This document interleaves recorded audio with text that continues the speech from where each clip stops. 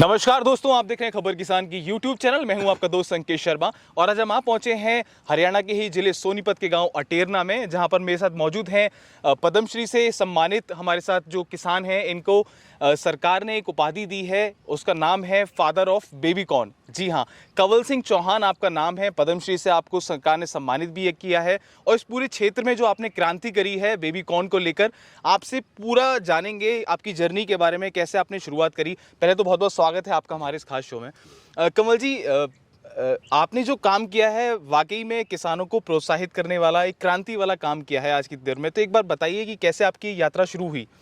मैंने 1978 में खेती शुरू की, जब मैं 10वीं कक्षा में पढ़ता था।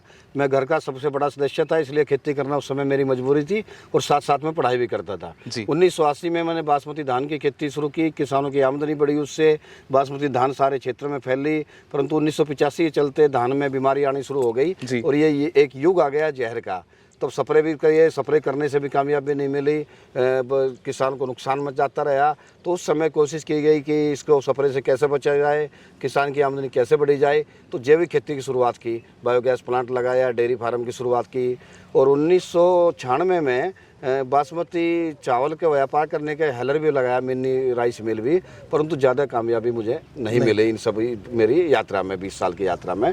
तो 1997 में मुझे पता चला कि बेबी कॉर्न की कोई खेती होती है और 1998 में उन्होंने बेबी कॉर्न की खेती शुरू कर दी पूरा ज्ञान लेकर। 18 सितंबर 1998 को पहली बार बेबी कॉर्न बोया और 20 नवंबर से उसकी शुरुआत हो गई। और इतनी आमदनी हुई जो गेहूं और धान दोनों की मिलाकर भी आमदनी नहीं होती थी, इतनी आमदनी मुझे एक ही फसल में हुई।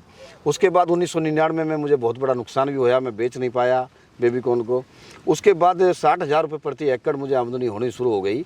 तो मेरे देखते देखते बराबर के पड़ोस के किसानों ने भी बेबी कॉर्न शुरू कर दिया। साथ में फिर बढ़ते बढ़ते पूरे क्षेत्र में फैल गया। जब आई मार्केटिंग की, व्यापार की, तो बेबी कॉर्न में जो नुकसान हुआ 99 में, तो हम बेच नहीं पाए। फिर उसके बाद आज़ादपुर में सब्जी मंडी में खुम्बी की दुकान पर रख के हमने उसको बेचना शुरू किया। और जो 5 स्टार होटलों के जो सप्लायर होते थे, जो सब्जियां मंडी से खरीदते थे, उन्होंने डी ब्लॉक से ही बेबी कॉर्न भी खरीदना शुरू कर दिया। इस तरह की एक मार्केट डेवलप हो गई। परंतु कई बार उत्पादन ज़्यादा हो गया तो फिर उसका क्या करें, इतनी खपत उस टाइम पे थी नहीं, बेबी कॉर्न को ज़्यादा लोग खाते नहीं थे। तो हमने फिर उसको प्रोसेस इंडस्ट्री थी लारेंस रोड पे, उसको बेचना शुरू किया। पर जब पता चला कि इंडस्ट्री ने मना कर दिया कि हमारे पास वो चेरी चल रही है, टमाटर चल रहा है, हमारे पास टाइम नहीं है कि हम बेबी कॉर्न का प्रोसेस कराएं, तो हमने अपनी एक प्रोसेस यूनिट लगाने की सोची। जो आजकल किसान गलतियां करता है कि प्रोसेसिंग ना करके मंडियों में भेजता है और इसी कारण मुझे लगता है कि उसको सही मूल्य नहीं मिल पाता, लेकिन आपने वही काम करके प्रोसेसिंग यूनिट लगाना स्टार्ट किया, वो भी एक अनुभव के बाद में। जब आपको दिक्कतों का सामना करना पड़ा। जब कोई भी चीज बेचने में मांग और सप्लाई का नियम है। जब कोई चीज की पैदावार ज्यादा बढ़ जाती है तो मंडी में उसके रेट कम हो जाते हैं।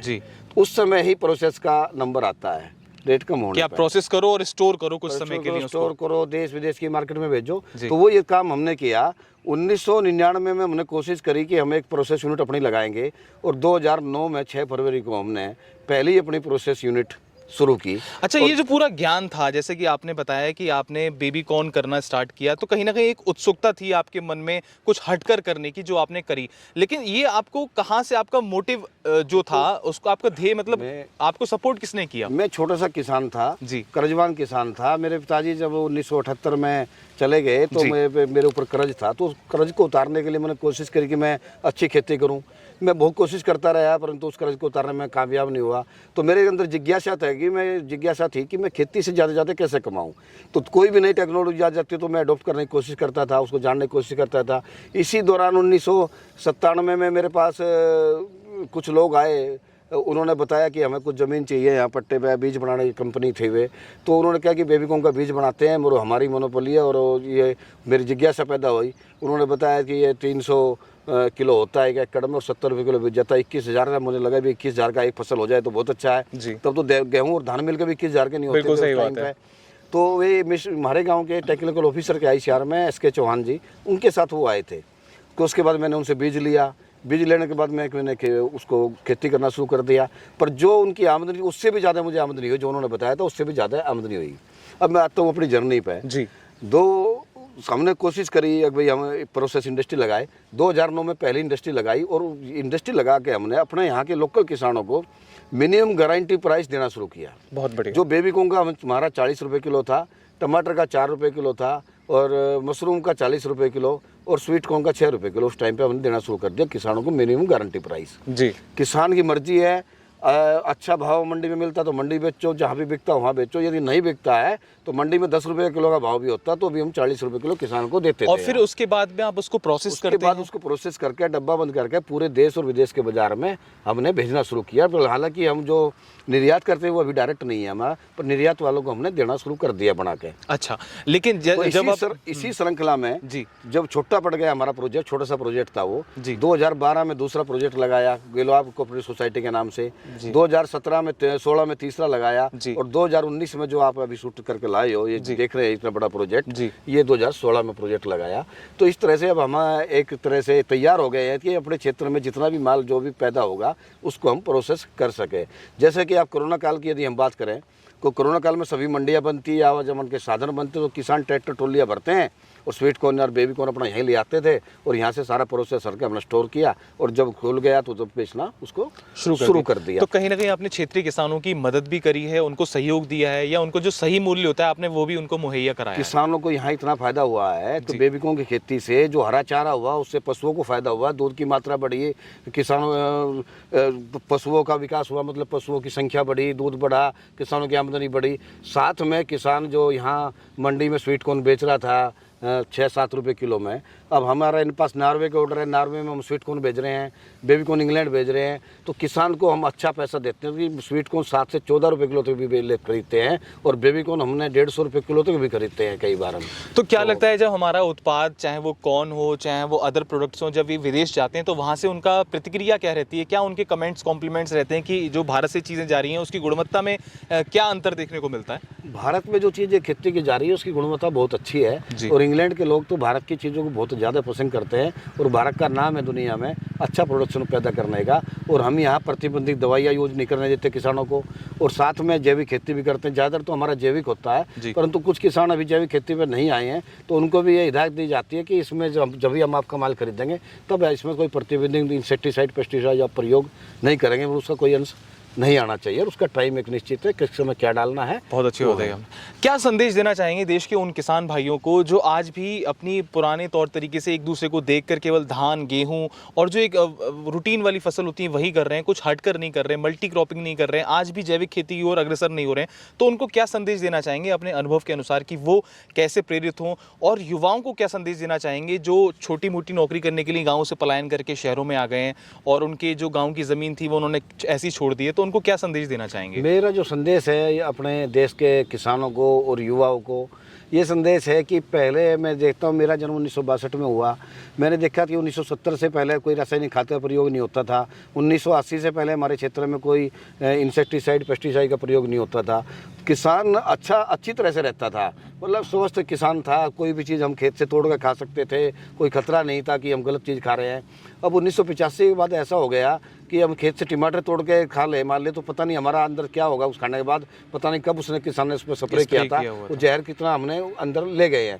मेरे साथ घटना हुई, एक दिन मैंने खेत से स्ट्रॉबेरी तोड़ के खा ली, और मुझे उसको रात को उसी दिन बहुत बड़ी परेशानी होगी, और मैं मतलब चलता उठ का और गिर पड़ा, इतना जहर उसमें था। तो तब से मैं किसानों को ये संदेश देना चाहता हूँ, जब तक किसान जहर की खेती करेगा तब तक जो है किसान खेती करना लाभदायक नहीं रहेगा। जैविक खेती पे हमें आना पड़ेगा, जहर रही थी जहर मुक्त खेती हमें अपनानी पड़ेगी, और हमें जो खाद और बीज हमें तैयार करने पड़ेंगे, और इंसेक्टिसाइड पेस्टिसाइड हमने अपने यहाँ के लोकल जो हमारे संसाधन हैं उन पर आधार मांग का करना पड़ेगा।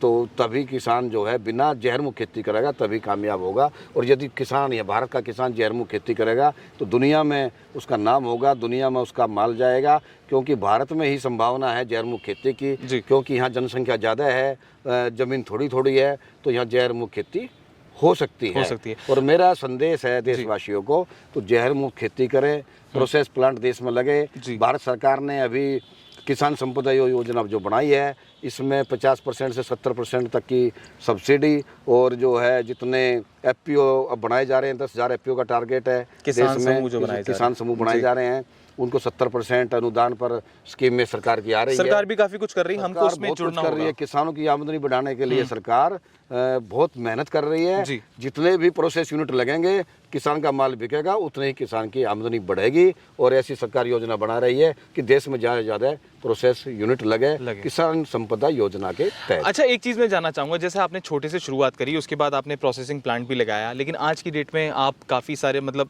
एक क्रांति के तौर पे आप उभरे हैं, आपने क्रांति करी है। लेकिन छोटे स्तर की अगर बात करें, मैं जैसा कि मैं उत्तर प्रदेश से आता हूँ, अलीगढ़ से आता हूँ, तो अगर हमारे आसपास के किसान अगर छोटे स्तर पर बेबी कॉर्न करना चाहते हैं तो आप उनको क्या सलाह देना चाहेंगे कि एक छोटे से प्रोजेक्ट से अगर वो स्टार्ट करें तो अपना माल कहाँ बेचें, कैसे प्रोसेस करें और लगभग इसमें कितना खर्चा आएगा? मैं आपको बताना चाहूँगा कि सबसे पहले अलीगढ़ से आगे अगला जो जिला है एटा, एटा में कानू गांव में सबसे पहले बेबी कॉर्न वहीं से शुरुआत हुई है। अच्छा। वहाँ के मिस्टर वी.के. सिंह थे, उन्होंने शुरुआत की थी, MSc करके नौकरी के लिए किसी कंपनी में गए थे, उन्होंने उसको थोड़े से बीज दे दिए, उन्होंने अपने गांव से शुरू किया था और वहाँ से ही बेबी कॉर्न आगे बढ़ा है। और वहाँ अब फिरोजाबाद, एटा, मैनपुरी वहाँ तो बेबी कॉर्न होता है, दिल्ली की मंडी में वहाँ से आता है। तो ऐसा नहीं है कि दूर दराज में नहीं हो रहा है, सब जगह हो सकता है। और वहीं से जो है अब तो एयरपोर्ट की सुविधा जेवर में होने वाली है, इंटरनेशनल एयरपोर्ट दिल्ली में है, उससे जो सरकार भी इसमें इंसेंटिव दे रही है, तो कहीं भी देश में हम पैदा करके एक समूह बना के किसानों का पैक हाउस लगा के और भी बेबी कॉर्न ही नहीं बहुत सी सब्जियों का एक्सपोर्ट हम कर सकते हैं। अच्छा, बेबी कॉर्न इसको क्यों कहते हैं, एक बार दिखाएंगे कि कैसी इसकी फसल होती है, क्या डिफरेंस होता है जो नॉर्मल कॉर्न होता है और इसमें क्या अंतर आता है? ये बेबी कॉर्न जो है शिशु मक्का है। अच्छा। मतलब पूरा होने से पहले इसको तोड़ लिया जाता है खेत से। अच्छा। और वैसे तो इसमें जो ये बेबी कॉर्न ये इसका मक्का का मेल पार्ट है और ये फीमेल पार्ट है। अच्छा। इसमें जो वो बनता है पोलन इस पर पड़ता टच करता है तभी दाना बनता है। तो ये मेल स्टेलाइज है, इसमें पोलन नहीं है। अच्छा। ये वैरायटी ऐसी ढूंढ ली गई है। परंतु वैसे भी जनरली जो भी हम छोटी अवस्था में तोड़ लेंगे शिशु मक्का मतलब बेबी कॉर्न है वो। अच्छा। तो इस अवस्था में ये बेबी कॉर्न है। अच्छा। तो परंतु जो सीड ये हमने ये सेलेक्ट किया है, ये सीड ऐसा है जिसमें बेबी कॉर्न की क्वालिटी अच्छी आ जाए। हमारे वैज्ञानिकों ने ऐसा सीड जो है हमें दिया है बनाकर। तो इसको ऐसे डायरेक्ट खा सकते हैं? डायरेक्ट भी खा सकते हैं इसको। अच्छा।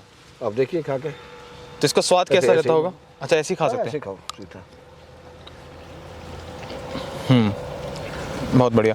जबकि नॉर्मल मक्का जो होती है उसको हम दाना निकाल के नुका के फिर खाते हैं। हाँ जी, ये बिना दाने के ही खाया जाता है।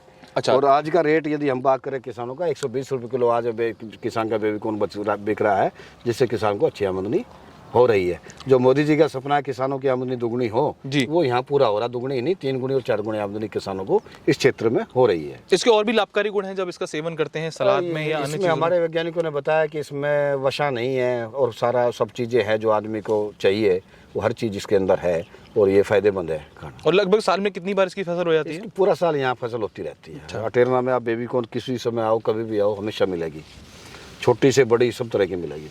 तो ये थे हमारे साथ कंवल सिंह चौहान जी, जिन्होंने काफ़ी सारी अच्छी बातें बताई बेबी कॉर्न को लेकर और इन्होंने एक क्रांति करी इसके अंदर बेबी कॉर्न को और आसपास के किसानों को जागरूक किया कि कैसे वो लीक से हटकर काम करें, विष मुक्त जो खेती है, केमिकल फ्री जो खेती है उसको करें।